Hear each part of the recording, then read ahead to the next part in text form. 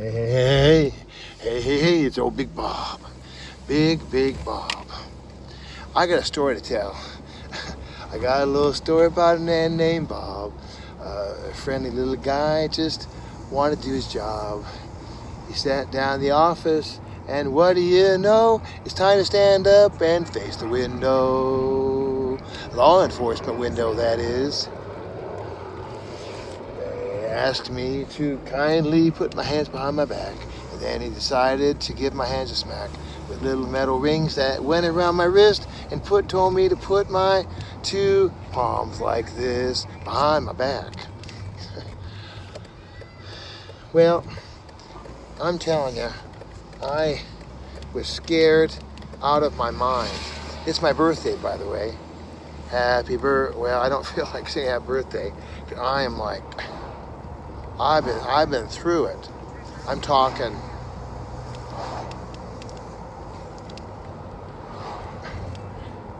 I was there at a unnamed, I'm not going to name the law enforcement agency, to drop off some paperwork. You know, I had needed their help. I got to get some things done, and so I'm sitting there. I'll cut to the chase so you don't get too excited, or someone leaves the video quickly. They'll go, "It's an escapee. He got away. Look, he got away. Him. It's him. He's on the video. Go get him."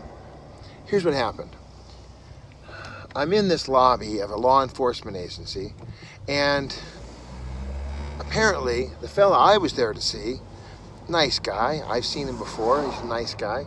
You know, I guess he saw somebody that was on his radar, and it was like,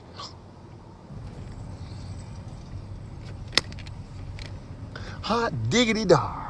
We got him. We got him. So he makes the call. Hello. Hello. Yes, this is the law enforcement officer.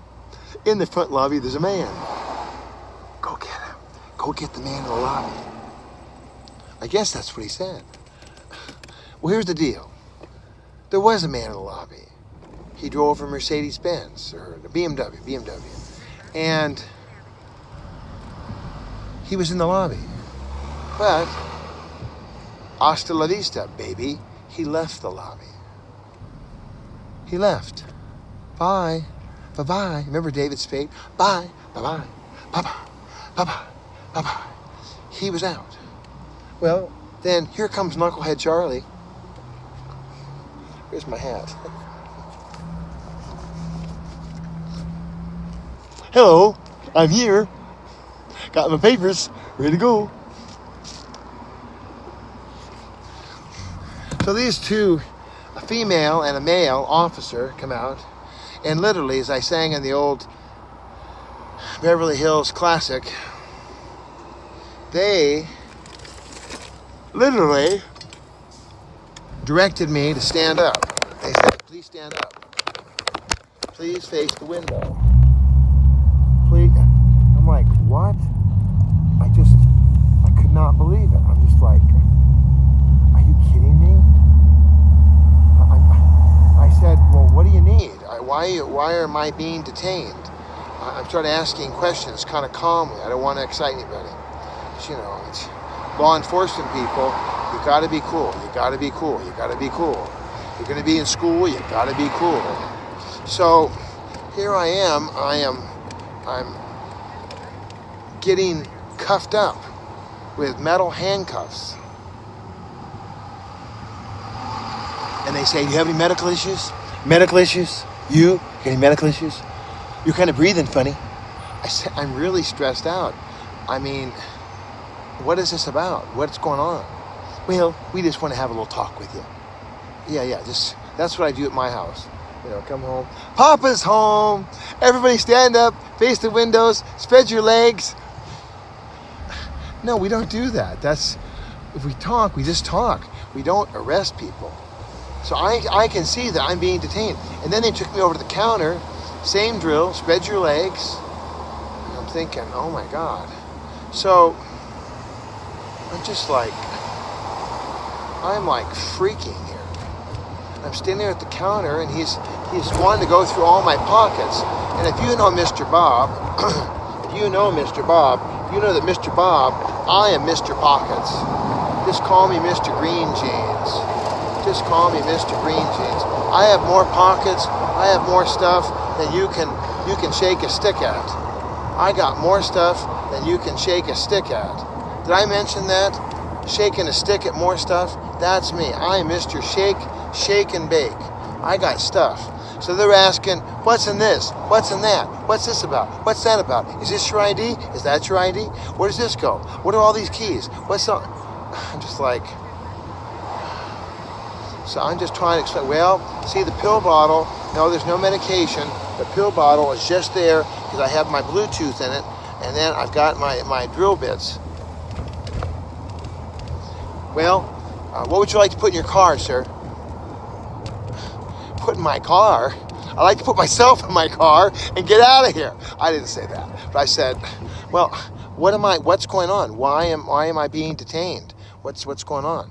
Well, we just want to talk to you. Just a little friendly chit chat. Just a little chit chat. Just a little old talk with the old law enforcement officers. So we're going to take you on downtown to Chinatown. That's what we're going to do. We're just going to take you on downtown to Chinatown. We have ourselves a little conversation. Just a little old conversation. It won't be nothing. Don't you worry about a thing.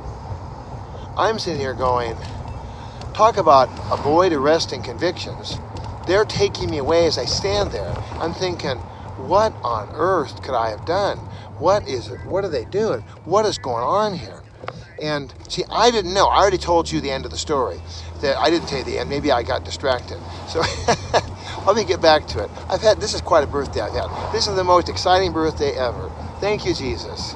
Praise the Lord, James 1. So here's the deal. So the guy in the back, he says, there's a wanted felon on the prowl, and he's in our lobby. Go out and get him. Sick him, boys. Go out and get him, girls. Go out and get him, boys and girls. Cuff him, Dano. And so I'm like, I'm going down. I'm thinking, can I just talk to, Officer Fred? I mean, I'm supposed to see Fred. Fred's looking for me. I'm supposed to see Fred. Oh yeah, we know. We're gonna let you see Fred. Yeah. We'll let you see Fred. You just keep giving us all your stuff. And there. So then the woman, she's got the board. She's got the board in her hand. I always have a 3-ring binder for something. And so I have my 3-ring binder, and she's got my keys on top of it. And she's like, and I'm like, I'm losing my mind. I'm losing my mind. I have an appointment to see Bethany Rose. I'm supposed to be there.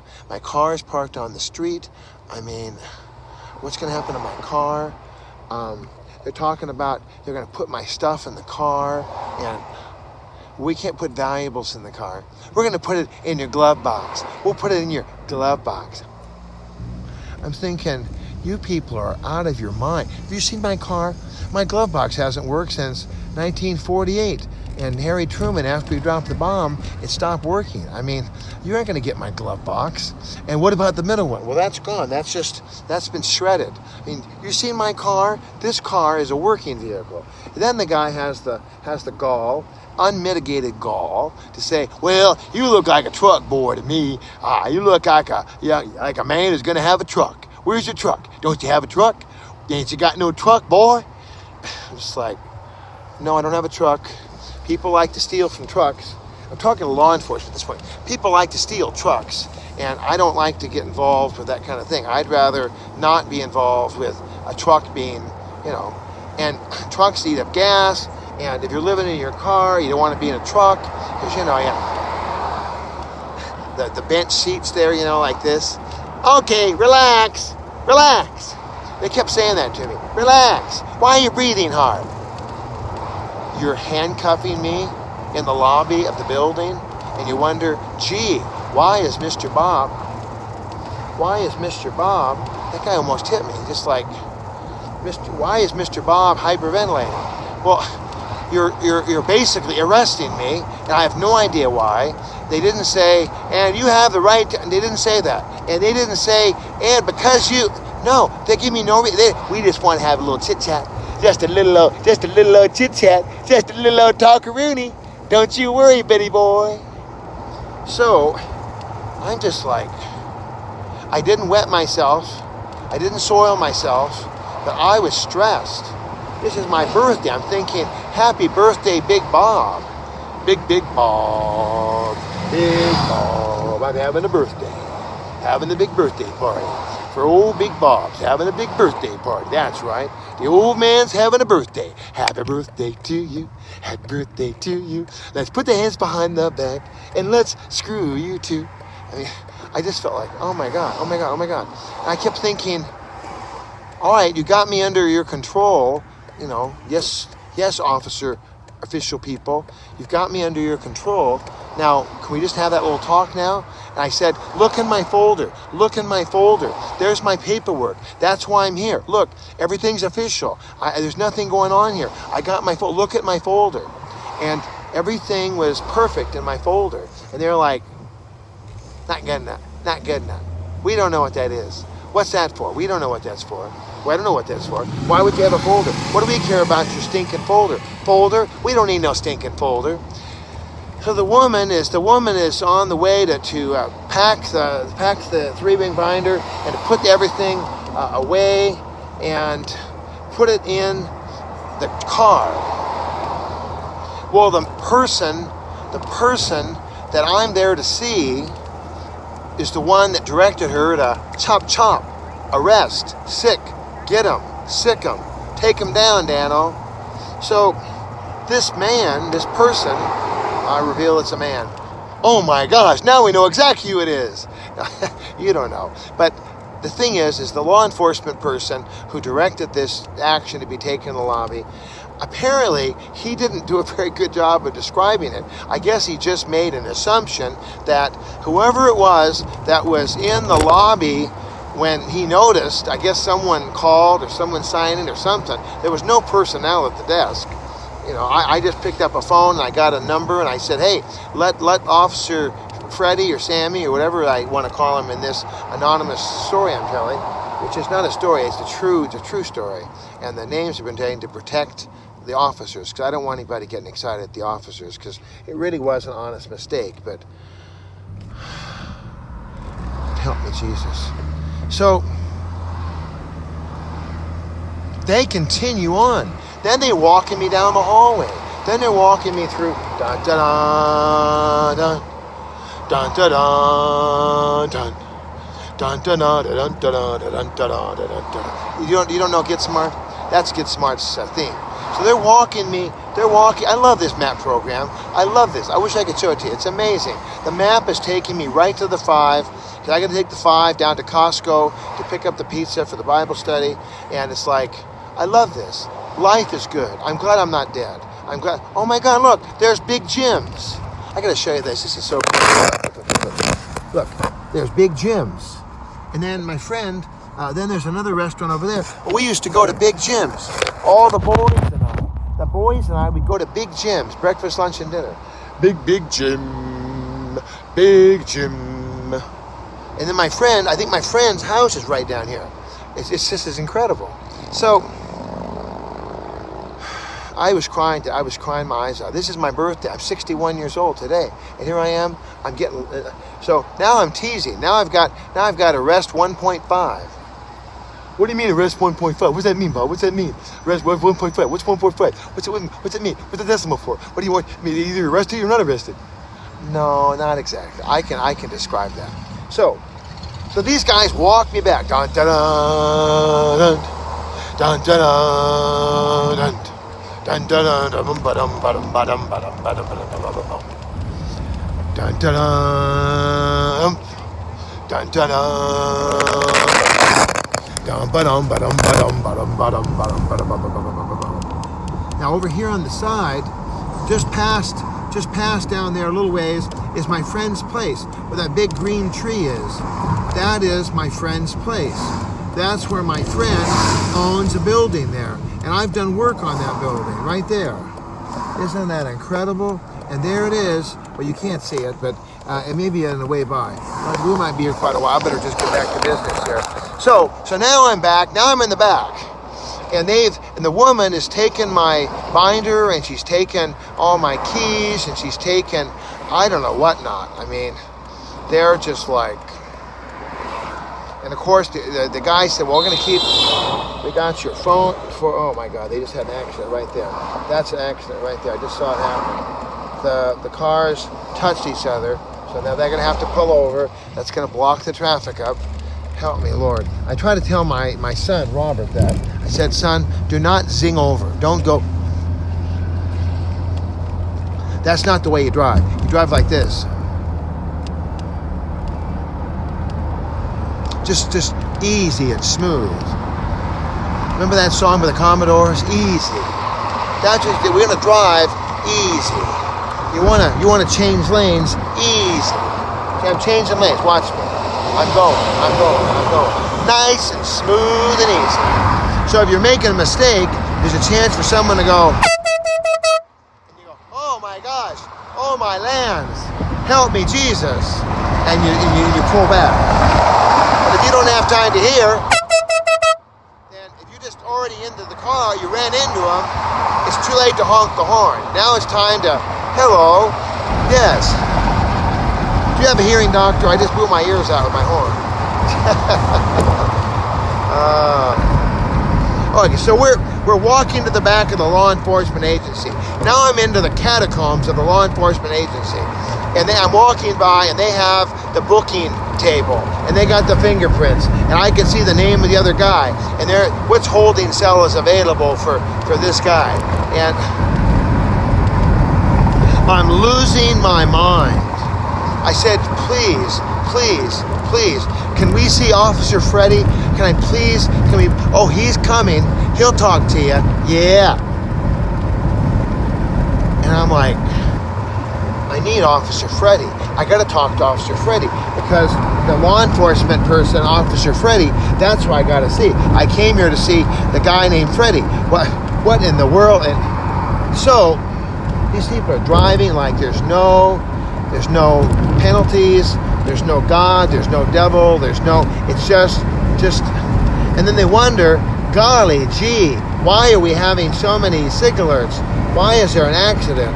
What happened to because people are driving like there's no tomorrow.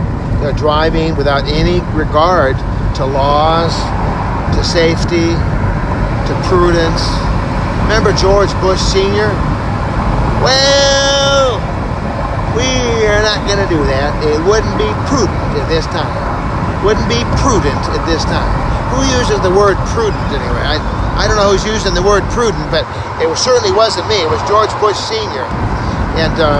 But it is not prudent to drive recklessly on a freeway where people are going the speed limit, and this guy from Ohio, he's just pushing forward as if somehow, if he gets close enough, if he gets far enough into the tailpipe of the car ahead of him, that somehow he's going to find a way.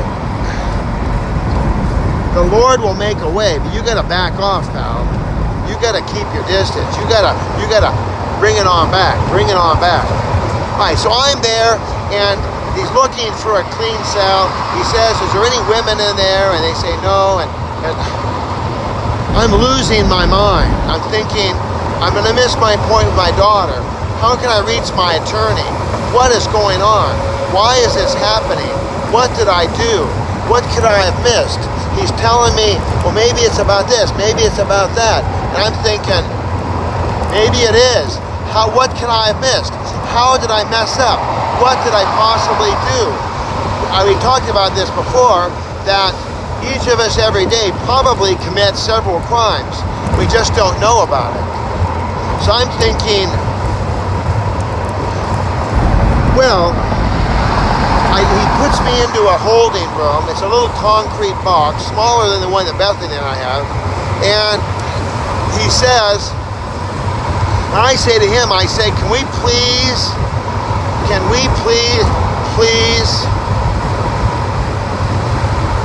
get this trash out of here? I mean, if I'm going to sit in the room, I don't want to sit where there's any trash or litter. I want to at least have a nice, clean holding area. Isn't that interesting? Isn't that a hoot? Mr. Bob wants to be held in a clean holding area. He doesn't want to be a dirty holding area like the other dogs on the block. No, Mr. Bob wants to be in a nice, clean holding area. That's right. Let Mr. Bob go to the clean holding area. He's clean and neat. That's why they call him Mr. Bob. Mr. Bob. He keeps his holding area clean. Yeah.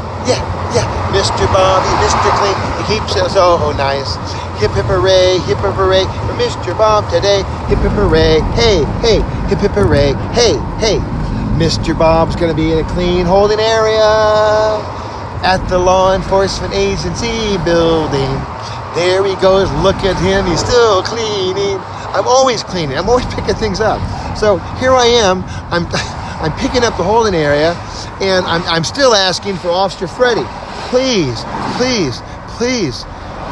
And I'm saying, I just gotta talk to Officer Freddie. I gotta talk to Freddie.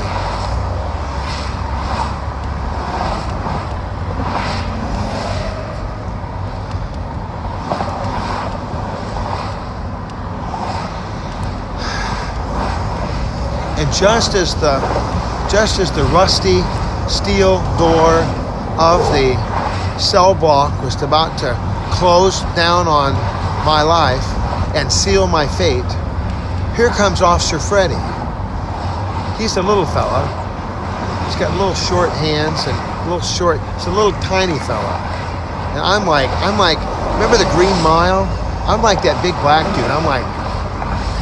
But I'm just like the black dude in the Green Mile. I'm not gonna hurt anybody. I'm just a really nice guy. Hang on. Well, hang on for 1 second. I'll call you right back.